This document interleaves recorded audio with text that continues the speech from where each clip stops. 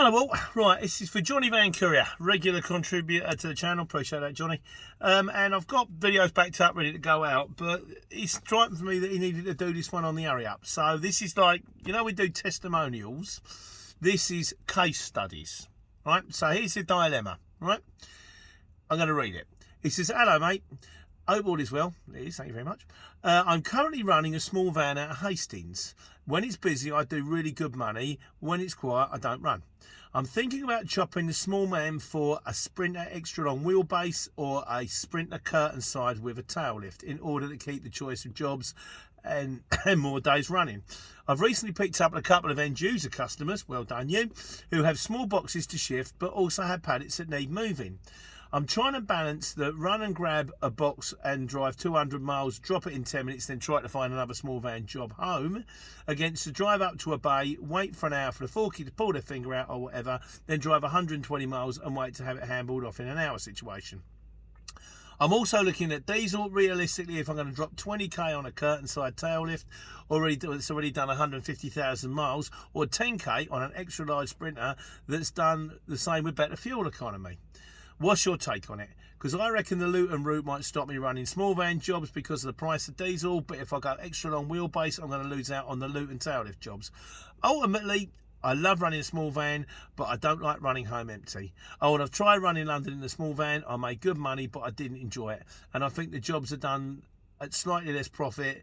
It's probably, hang on, and when... but extra long wheelbase or Luton cut. I missed the last bit, sorry mate. Given that I'm in Hastings and there are no jobs home, cheers JVC. Right, yeah, sorry I mucked up a bit at the end. I'm never going to make a newsreader, am I? Right, let's just try and take this in turn. Now, right, thinking about chopping it. Okay, now you think about chopping it for an extra long wheelbase or a Sprinter curtain side. Given the choice of the two, I would say you want to get the Luton with a tail lift. You don't necessarily have to get a Sprinter curtain side. I mean, you say further on 20k for a curtain side that's done 150,000 miles. If you buy one that's a curtain side, you can guarantee it's an ex-courier driver's van, in which case it probably has had the life knocked out of it. Even on low mileage, you're going to struggle.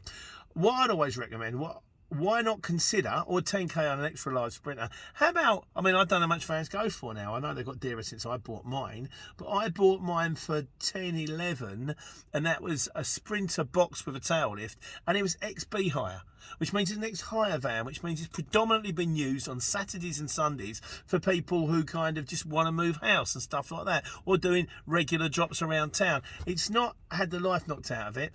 Then, if you wanted to, you could run it for a little while. If you like it, keep it.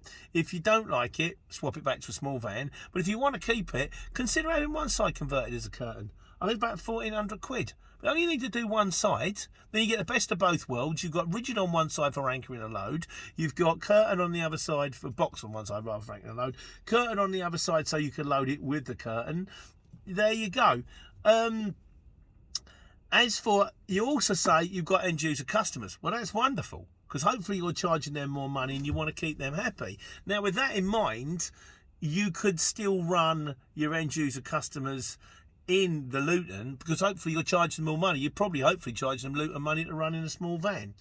And also, if they've got pallets to move, you can get even more money, and you're increasing your chances of coming back. But this is where I'm coming from. And the thing is, and it's always said this about the CX, everybody does it their way.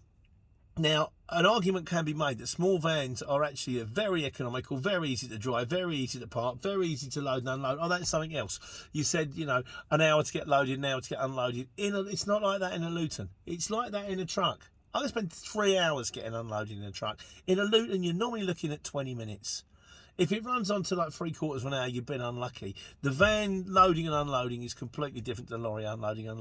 Lorries are just expected to sit on bays. We just assume that we're part of the furniture. It's almost like they're built an extension on the side of the RDC, like, you know. Lutons aren't like that, but then again, they're also, you will get the, can you just load those all of this piping in the back of your van, which you don't get with small van. So I think you've got to go with your gut. Now, I've always found it's kind of like the old Jedi trick, isn't it, really? There's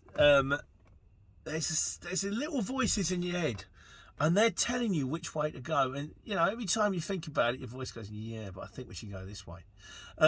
It's like I read something in an Ian Banks book once where he tossed a coin, and he said if it tosses a coin, if it comes up tails, I'm going to walk away. If it comes up heads, I'm going to call the girl. So he tosses the coin and it comes up tails. And he said there's nothing like tossing a coin to help clarify what you really want to do. The next chapter is straight on the phone to the girl. Just because it came up tails, like, it's a coin. I'm going to ignore that. So try to listen to your heart. What do you want to do? Do you want to run in a small van? Are you happy? Or is a little niggling voice going, yeah, but what about a Luton? I'm not going to go quiet until you let me try a Luton. You could try. I mean, if I always say, if you're going to take the risk, try and take it small and see how you go. Yeah, I mean, it's very difficult for me to advise you, but I'll see what the other people say. Who's out there running the Luton, out there running in a small van? Well, what do you guys think? But if it was me, I would say decide what you want to do and then find a way to try. If you're going to go for the new system, find a way to try it as cheap as possible. Try and get a semi-tidy Luton with a tail. Doesn't have to be a curtain side. See how you go. If it doesn't work, you can always sell it and swap back. If it does work, then you can think about swapping it for a nicer one, or swapping it for one with curtains, or getting the curtains put on. That's my take on it. But it is just my take. And you've got to bear in mind, as I said all the way along, everything I say on this channel is either wrong or at least largely inaccurate. So I'm sure the guys out there will have a much better idea. But I'm going to post this one out.